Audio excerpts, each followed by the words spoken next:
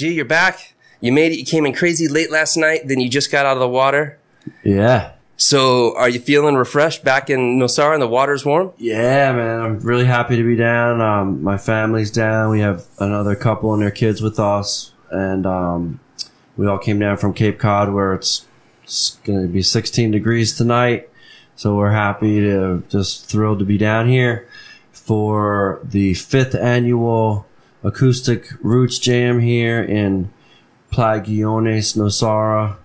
And thanks to Surfing Nosara and you and everybody else for having us, man. Yeah, man. Hey, shout out to Eric for setting all this up way back in the day. Yeah, shout out to Eric Antonsen for and Eric and Andrew set up, and you, I guess, set up the first one, which we did at, what was that place called? That was actually the Banana. That's where we're doing it now. Oh, that was the Banana. Okay, we're so coming back. Full circle 5 years later to the original spot. That was inside upstairs. This is gonna be like an outdoor. It was an establishment then. This one's going to be like a whole outside festival. We have a pretty good lineup coming in too. Actually, it's cool because this actually, we've called it, it's been kind of our vision to make this into a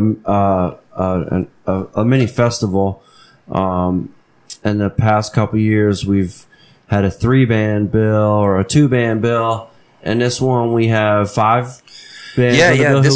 This one's going to be the closest thing to our festival vision. We're on our way. We've got a fellow named Jeff White coming in from Tamarindo, then Charlie the street drummer, which I can't wait for you to see. This guy's an absolute trip. Cool.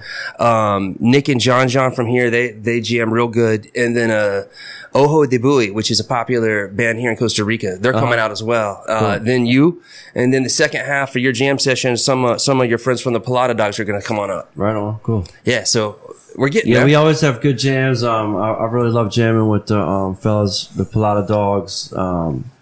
We have good jams, and we always jam till they kick us off the stage. Yeah. This year we can go a little bit longer. All right. But you guys get going right about the time we normally have to shut it down. Yeah, well, I mean, I'll do my acoustic set, and then we'll get a jam with the boys. And as you guys are great players, and just always a good musical reunion. So what are your favorite type of waves to surf? I think just clean, uncrowded waves. No wetsuits? Yeah, I don't mind wearing wetsuits because, we're up in Massachusetts. So actually, to warm up for my little trip down here to Costa Rica, I surfed in Rhode Island on Friday. You get good surf there? Yeah, it was pretty pumping. 5'4" hoodie, boots and gloves. So a little different down here. Can't imagine it. It was pumping, and it's great to be down here, and like I said, we get the family down, get to surf with my son, and it is just a wonderful place to be. It's I've been coming down to Nosara since 1998, so it's been really cool to see this town just kind of flourish and really grow in a responsible, kind of vibe-centric, nature-centric. It's a special town. It's a special community. It's a special town because of the community, I should say, that has put a lot of love and care into, keeping the beaches clean, protecting the wildlife and the fauna. Right. Really caring for the environment, not letting a lot of big bogus, hotels and trashy, kind of touristy junk be around. So it's perfect for us. We love it. Don't tell anybody.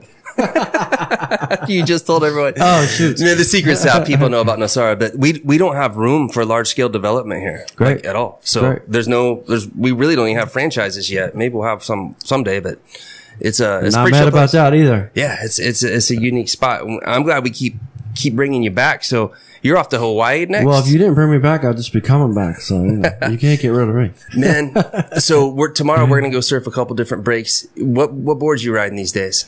I brought down a shaper that I work with a lot in Orleans, Massachusetts. Name is Sean Vecchione, and the boards are Beck surfboards. And actually, there's a rider here, a Tico rider that rides for him. And yeah, so I have this really cool shape by him called a mystery fish, and it's Fredo Barquero. Oh, Fredo. Yeah, Fredo. We surf with him every day. Okay, cool. Yeah, so I think he surfs at Beck. Nice. Yeah, Fredo's he's a phenomenal surfer. He's not like an aerialist trickster. He draws the cleanest lines. It has power, and is one of the best guys to watch. We'll surf with him for sure. Sweet. Yeah. He's a great surfer. So shouts out to Fredo and shouts out to Beck. So yeah, I got my new mystery fish, which is like a 5'10", and then I got this Cronin shape from, that's the shaper's name, Cronin from Jacksonville, I think. All right. Northern Florida. That's a great like kind of quiver killer type board, like a 6.0. So I got you. Now you're a big guy, so you must You're have a big guy too. Oh, I put that's some foam in the also board. with you. You had you forgot your board shorts, so you surfed in your overalls, which is pretty epic, man. I had forgotten all about that. Hey man, there were good waves. All right, man. You gotta go. We're not gonna miss a session. You drove all the way up to that secret spot I'm not gonna mention. Yeah, I appreciate that. So, hey, I got a question for you. Why does your music resonate with surfers so well? Because when I first thing I think I ever heard of yours was Willow Tree. I want to say that was on September Sessions. I want to say. Yeah. Or it was either that or It's That Easy, right somewhere in there. And then that actually, it's ironic. You just got out of the surf right now. One of the first or second song I ever heard of yours. You're on the album saying, "Yeah, I'm sitting here with my boy Jack. We just got out of the surf." And you are a surfer, and surfers follow your stuff, and that's how I found out about you. But why is that? Why do surfers gravitate towards your stuff? Well, I guess, like I've been a surfer my whole life. I'm a way better guitar player than I'm a surfer, but I can surf all right. But yeah, you good. You know, I guess I have Jack Johnson to thank for that, and the Malloy brothers. It was funny. I had been doing my music for a minute, so. You know, whatever, blah, blah, blah. Things were going pretty well. And I came back to, my home surf town in Avalon, New Jersey. And, you know, like, of your local break, there's always like a pecking order, especially when you're a kid and you come up in that town. Anyways, some of these really cool guys, you know, well, even though we're all in our 20s now, but like some of these cool guys, like, who never really paid me too much attention, you know, when I was a kid, they said, "Hey, yo, Garrett, man. Come by the house, man. You got to see this video. Your music's in it." "Oh, really? Oh, no way." So I came over to her house and there was this video that the Malloy brothers did with Jack, I believe. And it was called 8. And it was a surf movie about 8 days in Australia. And they basically stole 6 of my songs for this video. And they never cleared it, or licensed the music or paid me or anything. So anyhow, I called my man. I said, "Oh, thanks a lot, guys. Good hanging with you guys. Thanks for, you know, I was super stoked to hang out with like the best surfers in town finally. And then them to not be mean to me, you know?" And, so I was like, all right, cool. So, I left there, but then I called my manager. "Hey man, you gotta call these people. They stole the music." So, well then we hit up the Malloy brothers and Jack, and they said, "Well, you know, we don't make any money off these videos. But we don't have any money to give you. But thanks for letting us use the music." And they sent us like some leashes, and you know they had On a Mission track top, you know. So they sent us some OAM track top and leashes, and then we've been friends ever since. Nice, that's awesome. And then I didn't meet Jack till a couple years later, and then when I met Jack, he was just a really talented musician that happened to be a world class surfer, and I was just lucky enough to be one of the first people that heard him and put him on my 4th record, Philadelphonic, and we cut his song, Rodeo Clowns. And then that was kind of like, after that, like I really got to know, like, you know, a lot of great surfers, the best surfers in the world, like Kelly and, you know, Shane and Taylor Knox and the guys who don't surf at Guiones. Yeah, well, actually, you know, Donovan Frankenmeyer is a dear friend, and yeah, he's come down a couple times. Yeah, he's been down. So anyway, yeah, so I got into the last kind of, I guess Jack's now been, that was 1998, around the first time I came down here. Say I got a lot better surfing the last 20 years than my first 20 years of surfing, just to be able to surf in a lot of world-class breaks with, you know, surfing like in Tavarua and Cloudbreak and stuff, and look on one side there's Mick Fanning, and look on the other side there's Joel Parko, and then I look out this set coming and I almost shit myself. Don't want to let them know that though. No, like I remember, like it was just one of those days of Cloudbreak, and it was like started pumping, and then it started pumping more, and I'm just like trying to just make this scratching to get outside of the big sets as they come through, and there's no way I'm dropping it on anything. Right. So I'm just like trying to stay out of the way. And then Joel Parker like gets his screaming barrel rod and comes back out, and he's like, paddles right next to me. He's like, "Hey, this is super fun, hey mate?" And I'm like, "Yeah, it's so fun, man. I'm trying not to fucking die." And then he dropped it, and then he's like, "Oh, yeah." Took the next wave in, and then I think eventually I ran back to the boat or whatever. It's the jungle, man. Power cuts on and off here. You know how it goes. So you were just playing with Jack at Festival recently, right? Yeah, we did. We played at the See Here Now Festival, which is in Asbury Park, New Jersey. And it was fun, actually. There was a little wave coming through. So Jack and his manager, Emmett Malloy, who's also, who did all the surf films with Jack. He's a producer, right? Well, he's actually is a filmmaker now. Like, anyway, Emmett's a tremendous filmmaker, and he also made a lot of amazing music films, notably like Jack White's Northern Lights film, which got him a Grammy. Wow, goddamn. And yeah, he's working on his next feature film right now, which is a Biggie Smalls documentary. Yeah. So, anyways, Emmett, Jack, and I surfed right out front of a concert while 30,000 people were watching Blondie. So we're like surfing Blondie. We could see Blondie on stage. We're like, cause you couldn't get to this part of the beach unless you were backstage, which we were. That's awesome. So we surfed, and then we got out of the water right before Ben Harper went on stage. So Ben was walking out of the van and going on stage. "Hey, yo, Ben.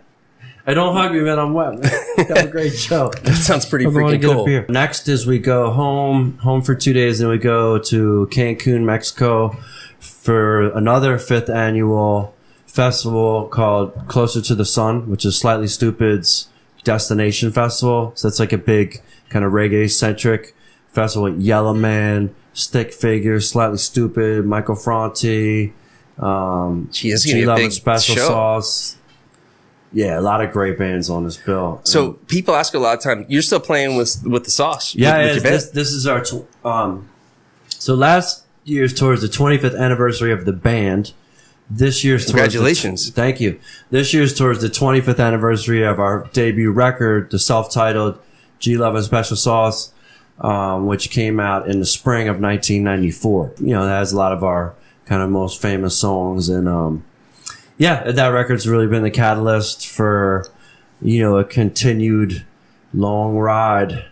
So we're just happy to keep it going. You're still enjoying this. Like, this is it. You're in. Yeah. I mean, like, I love, I love to be on stage, and I love to make people happy. You kind of, over the years, you're always looking at things differently. And, I've kind of, really, I guess it's kind of like life. You're kind of trying to figure out what is the baseline thing that I'm up here doing, and what's my mission. And I guess when I boil it down, like my mission, my job when I'm on stage with my music is to make people happy and to make people inspired. So it's a really, it's a wonderful, it's a blessed thing to be able to do every night, just to get up there and like, look.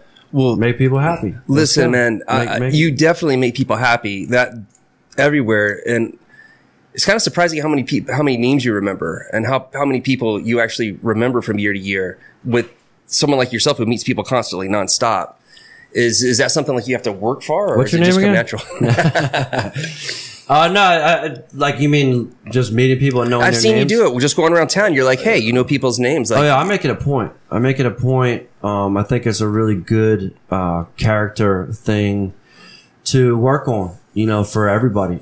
Just to be able to, and I will, for anybody who happens to listen to this, it's a good technique. And I didn't make it up, but when you meet somebody, you say, "Hey, I'm Garrett. My name's Rich. Hey, Rich, how you doing?" And then go, "Hey, Rich, you going to the G-Love show on Saturday or whatever." So then you use it again. So you impregnate your brain with that. You get the name, you say the name, and then you start another point of conversation using that name. And then a lot of people fall in this trap because this happens a lot too. Obviously, like you can't remember everybody's name. And then, you get to a party or you get to a work situation and you can't remember someone's name who you met a bunch of times, and it would be, and you should know their name, right? But you can't remember it. So I just like to hit it off early on and be like, "Man, it's been such a minute. What's your name?" Or just say, hey, I'm Garrett. What's your name again? Just address it and move on. But then, of course, you get the people that never say their name. So you could say, hey, you know, man, it's been a minute. I'm Garrett. What's your name again? Right. And they just say, oh, yeah, good to see you. But they won't give you they won't give you the name. And then you're like, man, what can you do at that point? Well, so, at least you tried. It's a good thing to be able to do if you can remember people's names. It means a lot to people, you know. Because I don't know if you've ever been on the other side of that where, like, you know, you met a person 5 or 6 times and they never remember your name. And then you're like, man, what am I? Like, you know, what am I? You don't have the respect for me as a person to, you know, not know my name. And you're, you know, hitting on my girlfriend or whatever. Like, it's usually the guys that, like, know your girlfriend. Right. And then your girlfriend introduces you to him and they say, hey, this is my boyfriend, you know, Garrett. And you're like, yeah, I met you, like, right, twice a year for like the last like 4 This probably years. Happened on your circuit hundreds, if not thousands of times. I'm really thinking of one person in particular, but I don't even say the name. We'll have to edit that part out. Why? No, so you're traveling like crazy. You just wake up at night, sometimes wondering where you're at, I bet.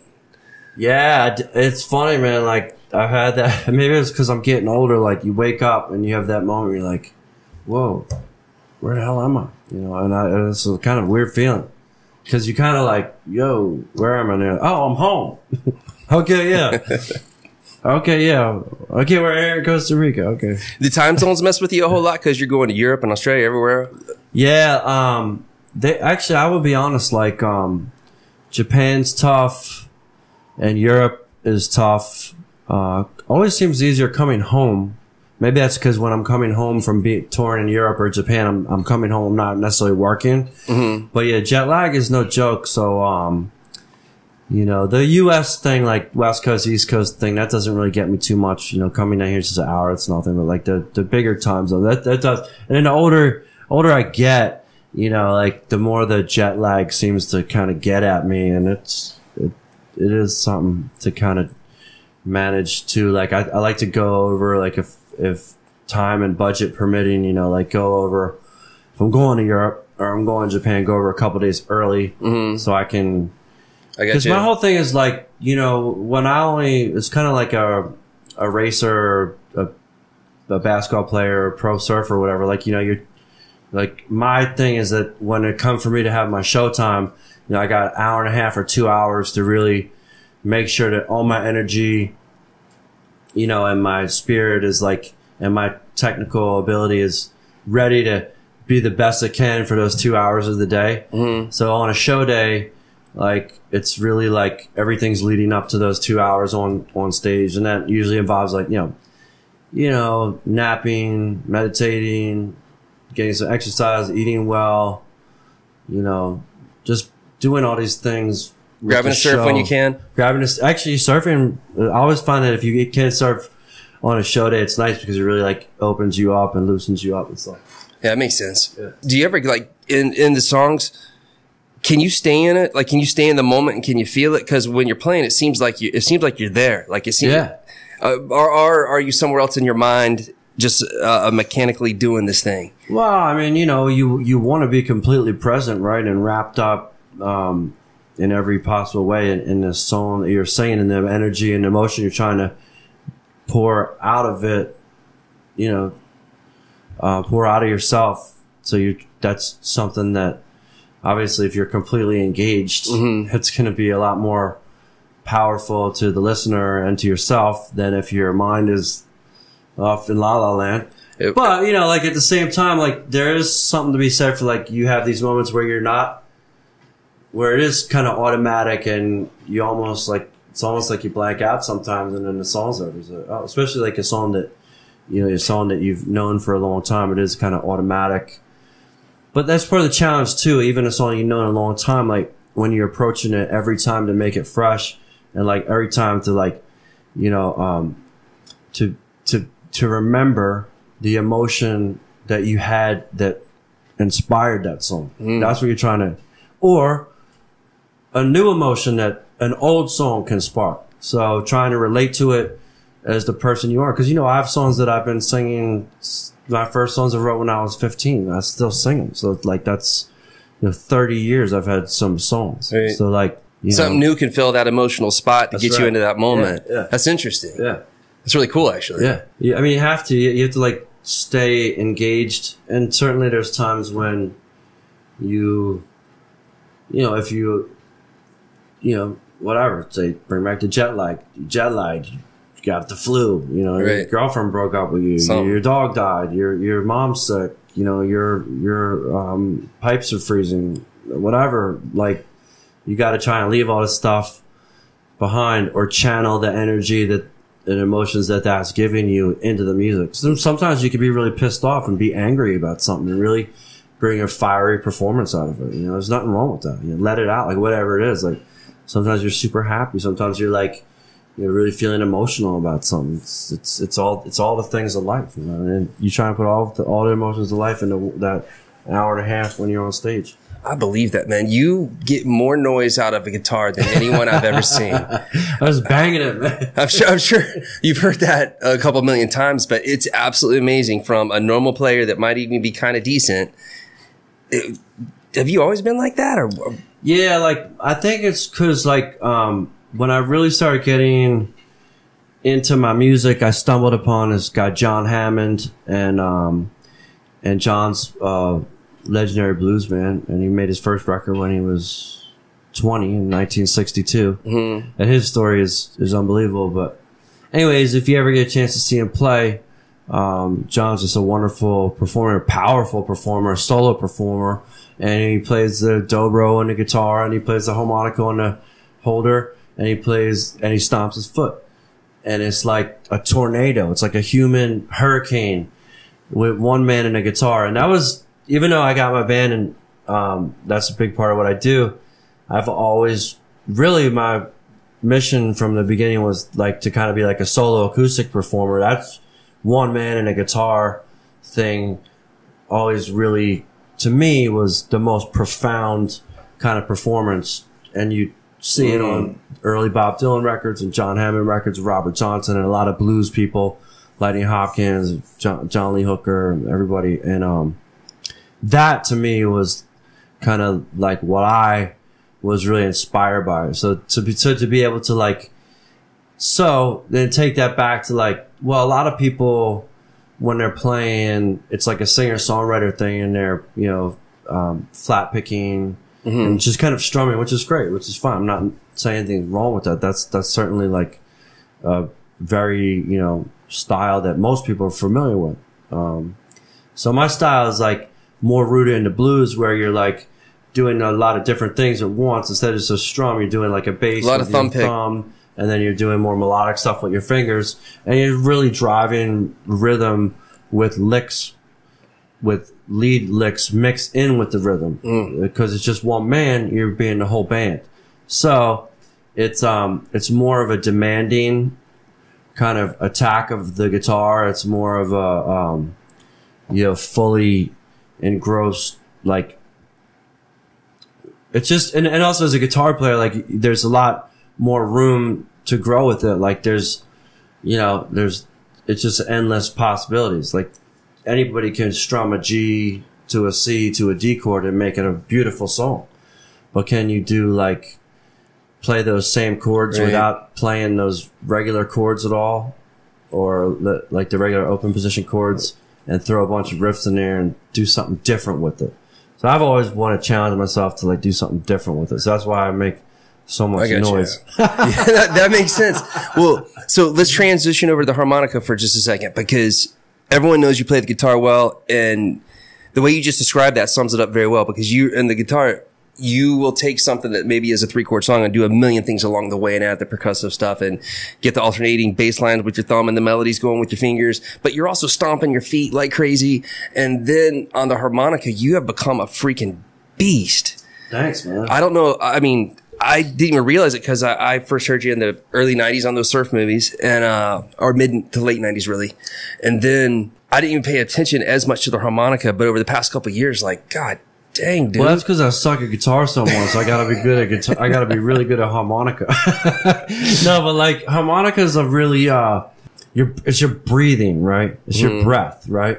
So it's like, it's this kind of primordial instrument more so than a guitar, which requires a lot more finesse.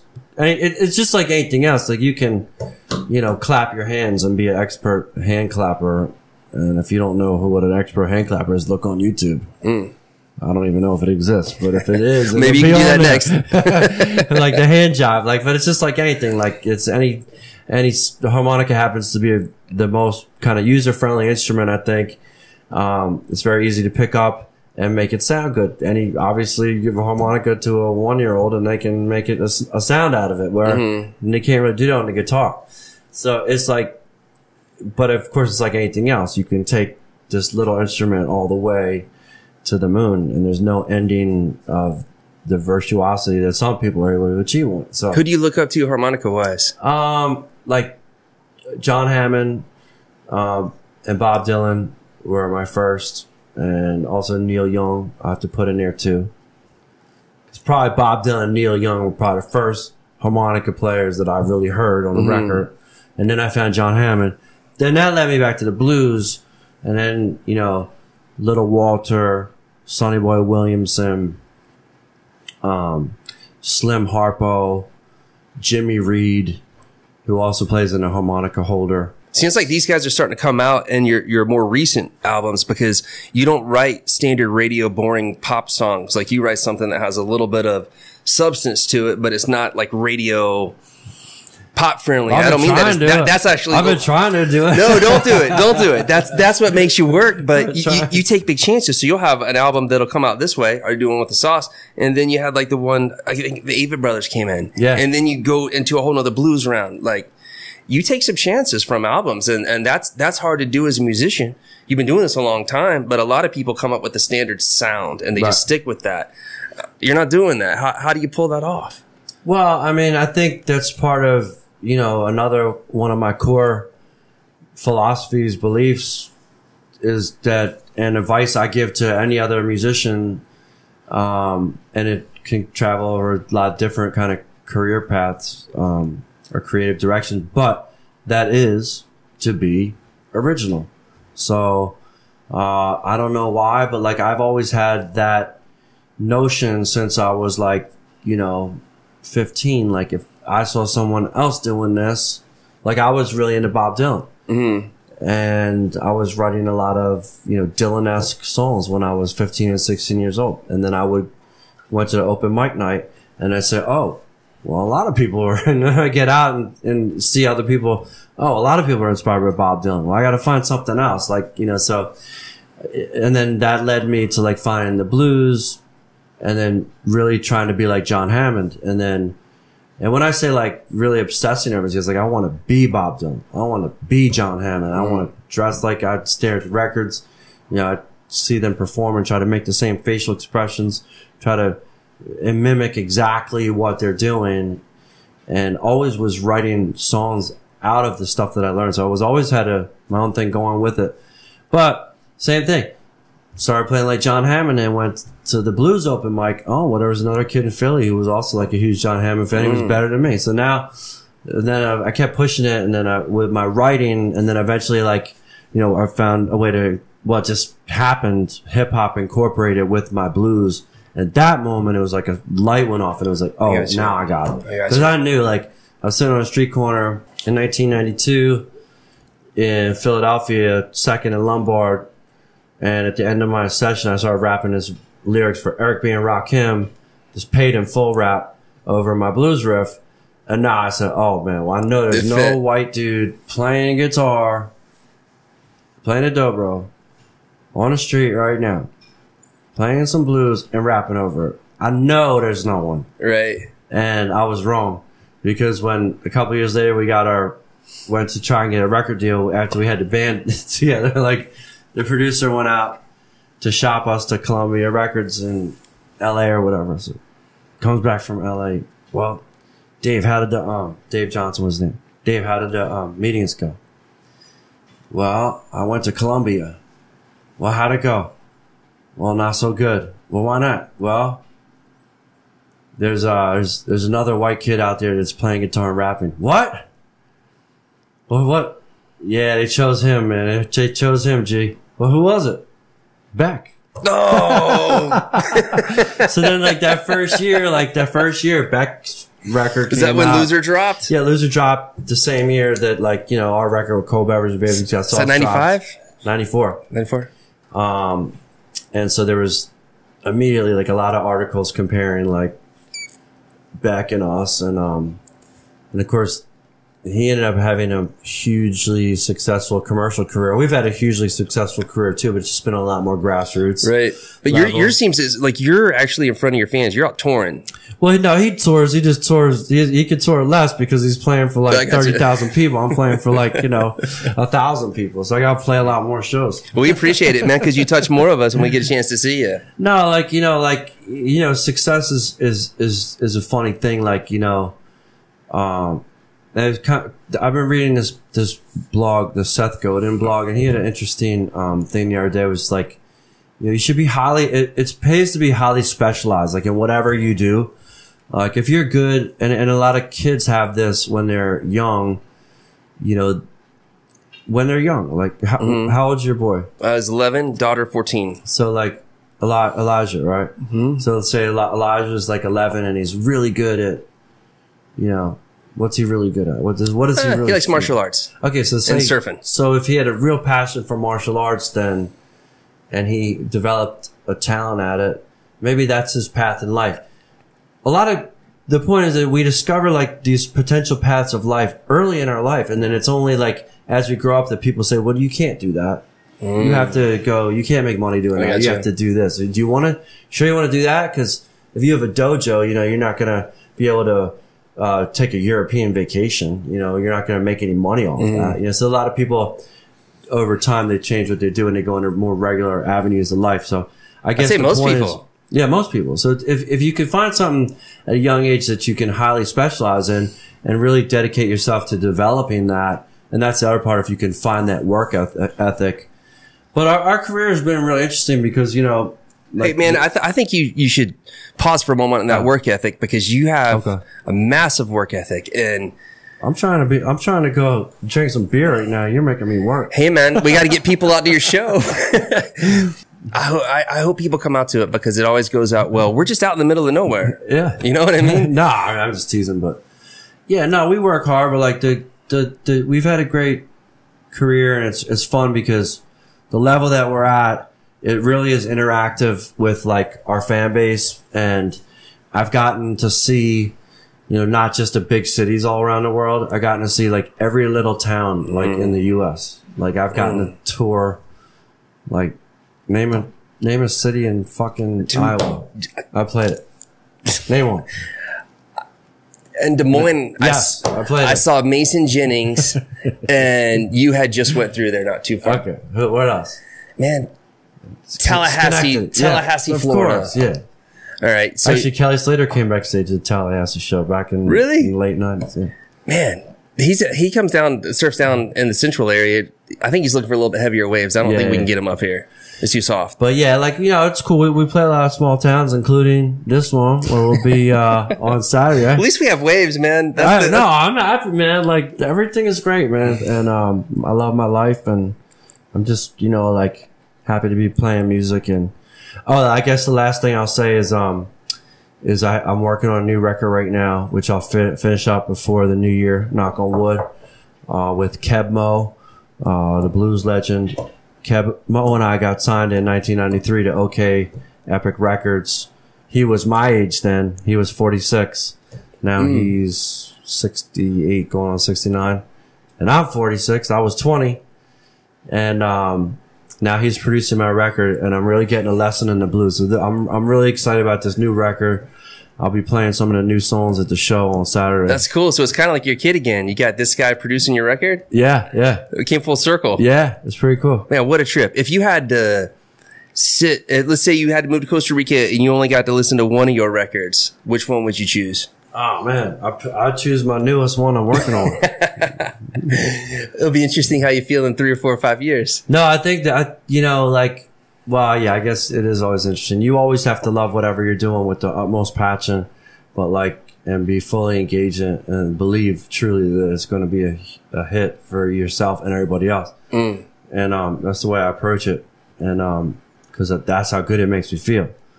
You know, like every time I write a song, it makes me feel like that's a #1 hit. That's how good I feel like. So, you know, for me, but this record been working on very methodically over the last 2 years, and I do find that when I have time between records, when I don't rush between records, or for whatever reasons we take a little longer between cycles, it's not a bad thing to let the cream rise to the top. So you're doing that right now. Right on, man. We're excited about the new release. Yeah. And excited about the show on Saturday. So anyone listening, if you hear this, get your butt out. All right. Thank you, Pura Vida. Thanks, G. All right. Appreciate it, bro. What's your name again? I forgot.